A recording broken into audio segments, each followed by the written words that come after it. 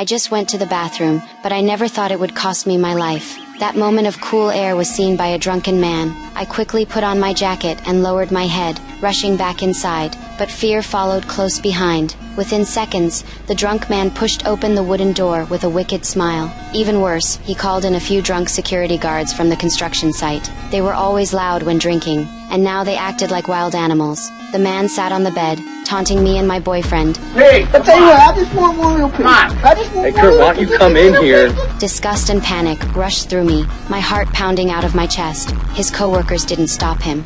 They just laughed and cheered.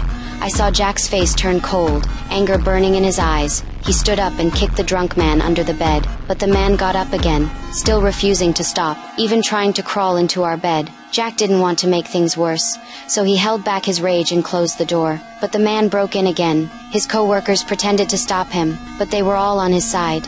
I saw the bias in their eyes because I was native. They grabbed me roughly, pressing me down. Shame and fear twisted inside me until I could barely breathe. Seeing them hurt me, Jack snapped. He hit the drunk man again and again. When the man could barely move, the others finally pulled Jack away. I didn't care about my fear anymore and tried to reach him, but there were too many of them. Soon, we were both on the ground, losing consciousness. When I opened my eyes again, shaking all over, my boyfriend woke up. He saw what was happening and charged forward, eyes red.